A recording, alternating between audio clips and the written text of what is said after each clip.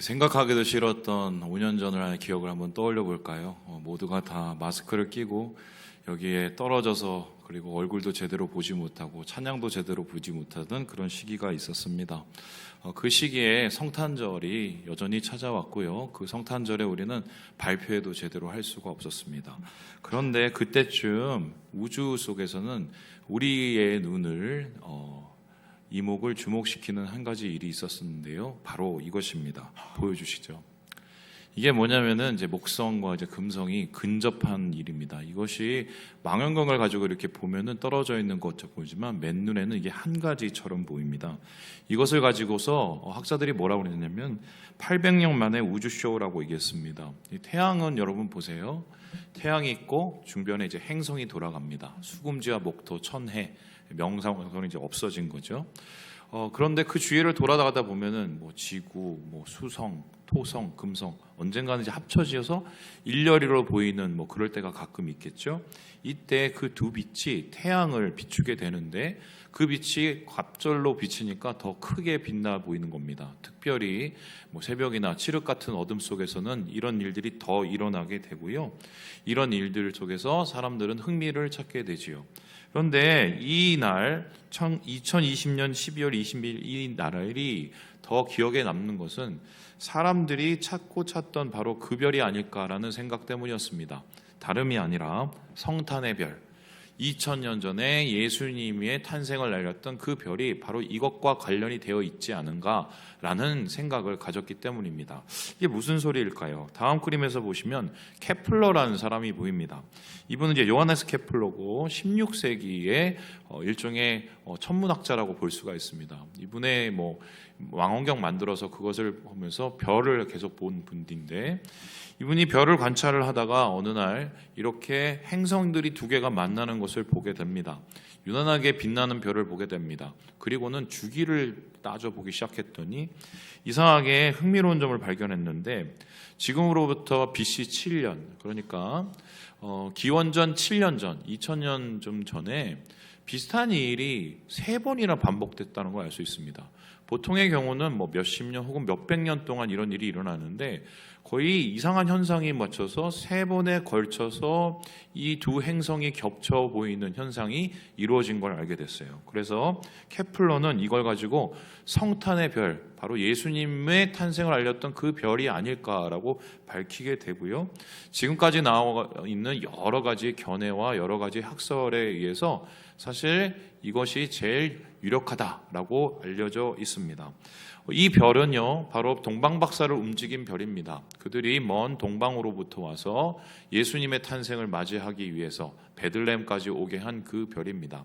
그런데 이 별, 무엇을 보고 그들은 무엇을 알기에 이 별을 보고 왔을까요? 사실 이 별은 이미 메소포타미아에서 몇백 년 전에 예언이 되었던 거라면 여러분 어떻게 생각하십니까? 우리 함께 민수기 말씀 다시 한번 읽어보도록 하겠습니다. 시작!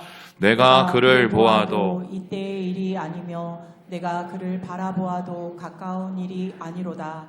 한 별이 야곱에게서 나오며 한 규가 이스라엘에게서 일어나서 모압을 이쪽에서 저쪽까지 쳐서 무찌르고 또 셋의 자식들을 다 멸하리로다.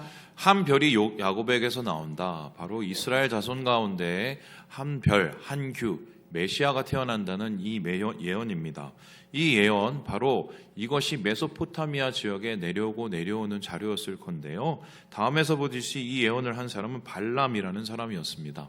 여러분 발람을 어떻게 기억하고 계신지 모르겠습니다. 민수기에는 이 사람을 가리켜서 부올의 아들이다. 그리고 이 사람이 점술가다라고 얘기했습니다. 말이 좋아 점술가지 오늘날로 따지면은 한마디로 박수무당입니다.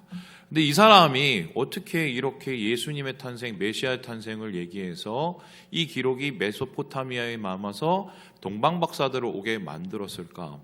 흥미로운 것은 이 사람이 이스라엘을 저주하다가 축복을 하게 됨으로써 이런 일이 일어납니다. 원래는 발락이라는 사람이 이스라엘을 좀 어떻게 해코지를 해보려고 점수를 써서 마술을 써서 이스라엘을 무너뜨리려고 합니다. 그래서 멀리서 메소포타미아로부터 이 발람이라는 사람을 데려왔는데 세워놓으면은 저주 대신에 축복을 계속하다가 그 축복의 끝에는 야곱의 별, 말 그대로 성탄의 별 메시아의 탄생이 온 세상을 바꿀 것이라는 그러한 예언을 쏟아놓게 됩니다. 흥미롭죠?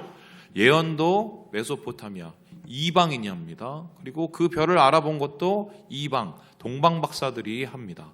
왜 이 별이 떴는데도 베들레헴이나 예루살렘이나 이스라엘 사람들은 모르고 동방 사람이 예언하고 동방의 사람이 이 별을 찾아오게 되었을까요?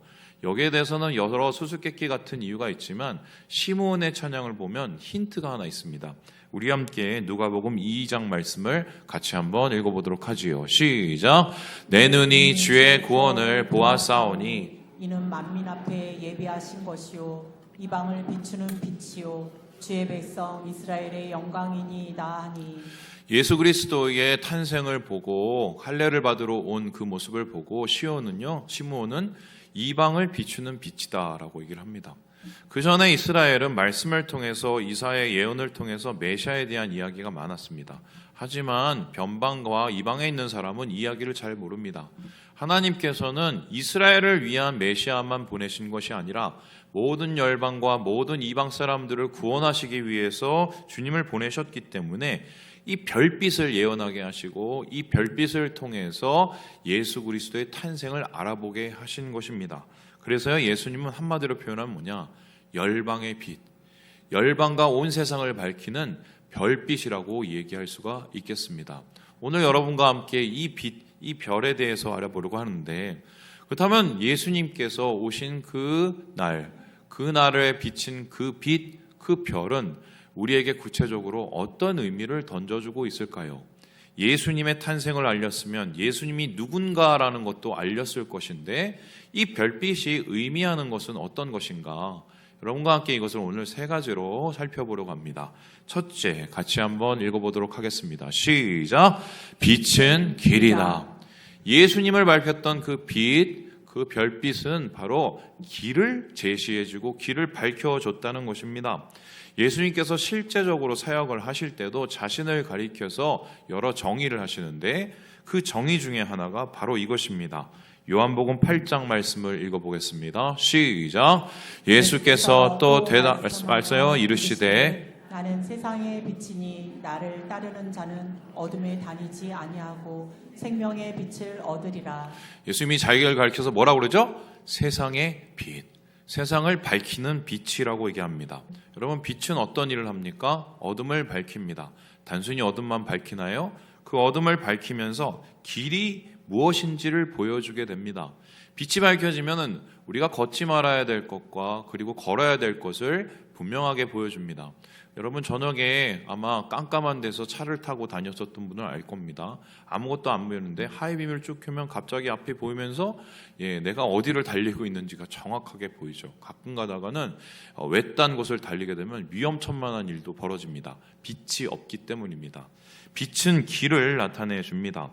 그렇다면 예수님께서는 이 땅에 빛으로 오셔서 어떤 길을 우리에게 보여주실까요? 다시 한번 말씀을 보여주시면 그 빛의 끝을 분명히 얘기하시기를 생명의 빛이라고 얘기합니다.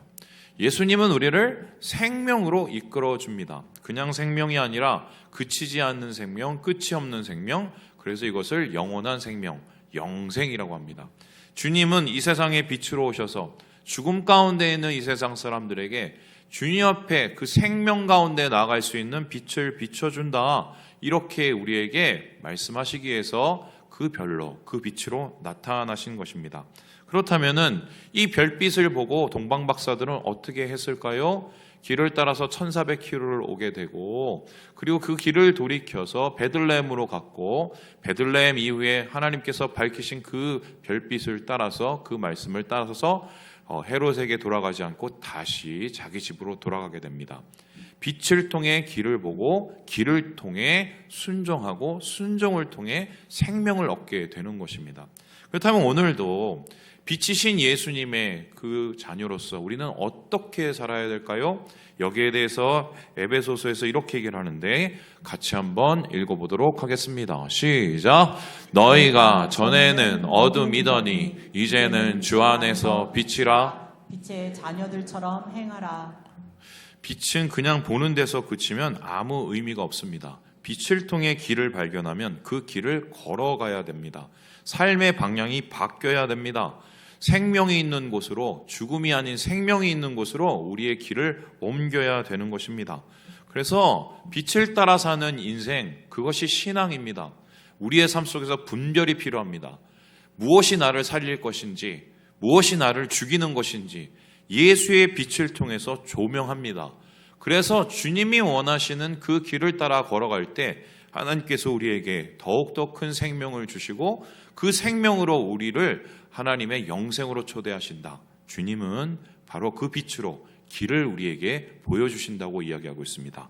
그렇다면 두 번째로 성탄에 빛났던 그 별빛은 우리에게 어떤 의미로 다가오는가요? 같이 한번 읽어보겠습니다. 시작! 빛은 임재다. 빛은 길을 보여주고 생명으로 이끌어줍니다. 뿐만 아니라 빛은 하나님의 그 임재 자체를 의미합니다. 요한복음에서는 예수님을 가리켜서 설명을 했는데 첫 번째 설명은 바로 이것이었습니다. 같이 한번 1장 말씀을 읽어보겠습니다. 시작!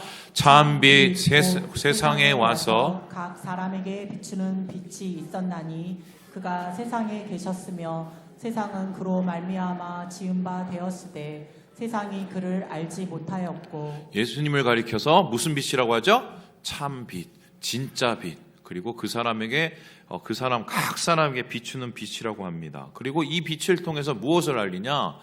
예수님께서 이곳에 함께 하셨다는 것, 함께 하시고 있다는 것을 알려준다고 얘기합니다. 그래서 실제적으로 주님께서 이 땅에 오셨었을 때 별명이 있었습니다. 천사들에 의해서 혹은 이사야에서 예언되었던 그 별명은 다름 아니라 임마누엘입니다. 임마누엘은 무엇입니까? 우리와 함께 하시는 하나님. 그래서 동방박사가 도착했던 그곳에는 바로 아기 예수님이 계셨고 우리와 함께 하시는 임마누엘의 하나님을 보게 된 것입니다. 그런데 요한복음 1장 다시 한번 보여주시면요, 뒤에 이상한 얘기가 나옵니다. 아니, 빛이면 빛이고 그리고 임재면 임재지 왜 사람들은 그것을 알아보지 못했다고 이야기를 할까요? 실제적으로 예수님께서 이 땅에 오셨을 때 여러분 매우 적막한 날이었어요. 저는 모르겠습니다. 제가 갱년기가 와서 그런지 모르겠는데 옛날엔 성탄절 생각하면은 성탄절 맞으면 기뻤는데 요즘엔 조금 적적한 마음이 있습니다. 왜 그러냐면 아버지 마음이랄까요? 아들을 보내는 하나님 아버지의 마음. 그런데 좋게 보내고 싶으셨지 않겠어요? 그런데 그날 태어날 때 아무도 없었어요. 아무도. 그냥 목자들이 와서요, 그곳에 있었고, 그리고 동방박사도 그 후에 왔어요. 적막한. 사람들이 못 알아본 겁니다, 사실은. 왜 그랬을까? 이 그림을 보면 좀 이해하실까요? 바로 이 빛이 예루살렘이나 혹은 로마나 혹은 그 당시에 있었던 찬란한 바벨론 같은 곳에서 빛났던 게 아니라 작은 마을 베들레헴에서 빛났기 때문입니다. 그것도 작은 마을에 작은 마국간에, 그것도 작은 아기에게 비추는 별이었기 때문에 사람들이 그것을 알아보지를 못한 것입니다. 질문을 하죠. 아니, 좀 보시기 좋게 비춰주고 보시기 사람들 다 볼 수 있게 그렇게 나타나면 얼마나 좋아요. 환영받고. 그럼에도 불구하고 왜 예수님께서는 자신의 임재를 이렇게 작고 작은 마을에 작은 마국간에 작은 아기를 통해서 나타내실까? 여기에 대해서는요, 잘 생각을 해보시면은 하나님의 임재, 그 빛의 이유를 우리가 다시 한번 되새겨 볼 수가 있습니다. 주님은 어디에 임하실까요? 주님은 어디에 임재하실까요? 물론 지구 곳곳, 우리가 사는 목구는 곳곳에 계신 분이 하나님이시만 특별히 하나님께서 임재하시고 역사하시고 살아계시고 함께 하시는 곳은 어디냐? 베들레헴 같은, 마국간 같은 낮은 곳이에요. 낮은 곳. 그래서 주님의 임재, 하나님의 빛으로 오신 주님의 임재는 낮은 곳에서부터 비쳐 나오게 됩니다. 여러분, 우리가 미가서를 지금 계속해서 읽고 있습니다. 새벽에요. 미가서는 선지서 중에 제일 진보적인 책임과 동시에 제일 어두운 책 중에 하나입니다. 왜냐하면 그 당시에 이스라엘도 엉망, 유다도 엉망, 그리고 세계도 엉망, 어느 하나 정말 마음 둘 곳이 없는, 힘없는 사람이 마음을 둘 곳이 없는 그런 세계였기 때문입니다. 미가는 이런 세계를 좀 바꿔보기 위해서 하나님의 말씀을 전했지만 전혀 털끝 하나 움직이는 사람이 없었습니다. 그때 절망이 찾아왔겠죠. 좌절이 찾아왔겠죠. 곧 심판이 오기 때문에 이 나라가 무너지는 걸 알면서 마음이 복잡해졌을 것입니다. 그런데 미가는 그 마음 속에 어둠 속에 있지 않았습니다. 좌절 속에 있지 않았습니다. 오히려 그 자신의 마음을 이렇게 표현하고 있는데요. 우리 함께 미가서 7장 말씀을 같이 한번 읽어보도록 합니다. 시작. 나의 대적이여 나로 말미암아 기뻐하지 말지어다. 나는 엎드러질지라도 일어날 것이요 어두운 데에 앉을지라도 여호와께서 나의 빛이 되실 것이미로다. 나는 지금 어두운 데 있어. 나는 지금 엎드러져 있는 데 있어. 너희들이 볼 때 분명히 그렇게 보일지 몰라. 그런데 나는 괜찮아. 왜요? 여호와께서 나의 뭐가 되시죠? 빛이 되시기 때문이에요. 나의 가장 그 낮은 자리, 나의 가장 멈춘 그 자리, 나의 가장 힘든 그 자리에 주님이 나의 빛이 되어주시기 때문에 나는 흔들리지 않아. 나는 그래도 버텨낼 수 있어. 왜냐하면 빛은 곧 하나님의 임재고 하나님의 임마누엘은 가장 낮은 곳으로부터 시작되기 때문입니다. 여러분 인생에서 어렵고 힘든 순간을 겪은 분들이 분명히 있을 겁니다. 지금이 아마 그런 순간일 수도 있습니다. 어떤 말로도 위로가 되지 않을 수 있어요. 저도 겪어봤기 때문에 압니다. 그리고 먹어도 먹는 것 같지도 않고 항상 공허할 때가 있습니다. 그런데요, 그때 여러분에게 성경은 또 주님은 우리에게 얘기하실게요. 내가 함께하마 나의 빛으로 가장 낮은 곳에, 가장 어두운 곳에. 빛이 가장 빛나는 곳은 어두운 곳이에요. 우리의 어두운 그 자리에 주님이 빛으로 함께 하신다는 것, 바로 빛이 임재이기 때문이고 임재로 함께 하시는 하나님의 그 빛은 우리의 어둠 속에 더 빛나기 때문입니다.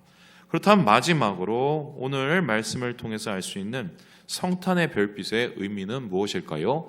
같이 한번 읽어보도록 하겠습니다. 시작. 빛은 소망이다. 길입니다. 비춥니다. 생명으로 우리를 초대하지요. 임재입니다. 가장 낮은 곳에 주님이 계시다는 것을 알려줍니다. 하지만 그 빛은 결국 무엇으로 끝났느냐? 소망으로 끝난다고 얘기합니다. 여러분, 이 빛의 역사의 마무리 어디에 나타날까요? 바로 요한계시록입니다. 요한계시록에서는 그 성탄의 불빛이 어떻게 결론을 맺는지를 이렇게 설명을 하고 있는데요. 우리 함께 21장 말씀을 같이 한번 읽어봅니다. 시작. 성 안에서 내가 성전을 보지 못하였으니 이는 주 하나님 곧 전능하신 이와 및 어린 양이 그 성전이심이라. 그 성은 해나 달의 비침이 쓸데없으니 이는 하나님의 영광이 비치고 어린 양이 그 등불이 되심이라. 계시록은 말 그대로 핍박받고 있는 교회들을 향한 하나님의 말씀이었어요. 편지였어요. 그 편지의 끝이 소망인이었던 뭐지냐? 마지막 날 임할 하나님의 나라, 그 천국을 보여주셨기 때문입니다. 그리고 버티고 이겨내면 그 나라에 들어갈 수 있다고 말했기 때문입니다. 그런데 사도 요한이 보았던 그 마지막에 하나님 나라의 모습은 어떤 모습이었냐? 그 성전을 봤더니 그 성전이 곧 하나님이심과 동시에 어린 양이라고 얘기를 합니다. 어린 양이 곧 예수죠? 예수가 곧 성전이다. 이게 무슨 뜻인가? 잘은 모르시지만 그 성 안에는 특이한 점이 하나가 있는데 해도 없습니다. 달도 없습니다. 별도 없습니다. 한 가지가 있는데 온통 세상이 영광 가운데 박습니다. 그 한 가지는 뭐예요? 어린 양이 등불이 되시는, 빛이신 하나님이 직접적으로 나타나셔서 세상을 완전히 바꾸고 변화시키시는 빛의 나라가 바로 요한이 보았던 천국입니다. 그래서요, 오늘날 우리가 어둠 가운데 살아가면서 버텨내고 이겨낼 수 있는 이유가 무엇입니까? 우리의 끝이 밤이 아니기 때문입니다. 우리의 끝이 어둠이 아니기 때문입니다. 우리의 끝이 여기서 주저앉는 것이 아니기 때문입니다. 우리는요, 주님이 다시 오실 그날에 그 빛의 나라를 소망을 품고 살아갑니다. 주님이 오시면 해가 필요 없습니다. 세상을 밝히는 달도 필요 없습니다. 세상을 밝히는 어떤 LED 등도 필요가 없습니다. 예수님께서 그 어떤 것보다 빛나시고 그 빛으로 우리에게 임재하시고 그 빛으로 우리에게 비춰주시기 때문입니다. 그래서 이 세상을 살아가는 우리는 어떤 사람들이냐? 그 빛을 바라보면서 그 빛을 소망하면서 살아가는 사람들입니다. 그 빛을 소망하면서 그 빛의 나라를 소망한다는 건 무엇입니까? 오늘 내 안에 있는 그 예배, 그 성탄의 불빛을 간직하고 지켜내고 사는 거예요. 이에 합당한 말씀이 바로 사무엘상 아닌가 싶은데요.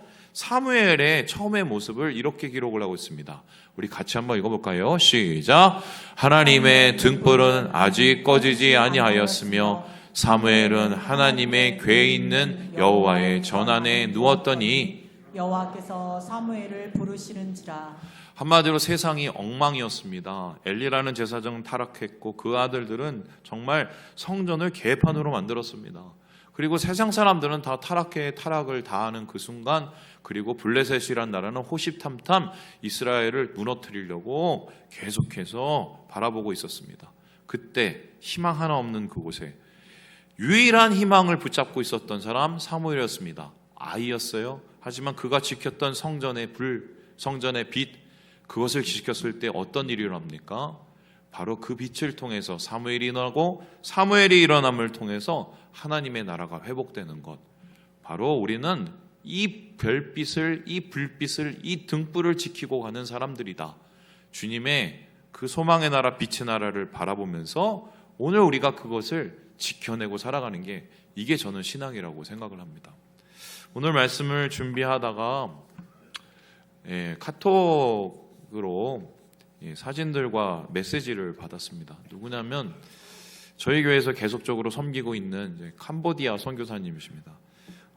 예전에 교회에서는 가서 거기 섬기기도 하고 청년들 섬기고 또 그곳에 있는 또 교회와 함께 예배드리고 이런 일이 있었었는데, 제가 수요일 날 한번 예전에 보여드리는 것처럼 지금 전쟁 중이라 엉망입니다. 엉망이에요.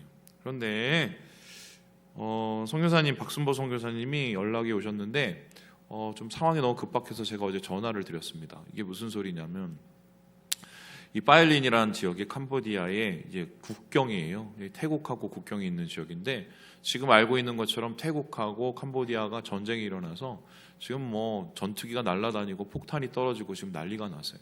그러니까 이제 피난을 가고 가다가 지금 파일린에 남은 사람들은 어떤 사람들이냐? 돈이 없어서 피난을 못 떠나는 사람들이에요.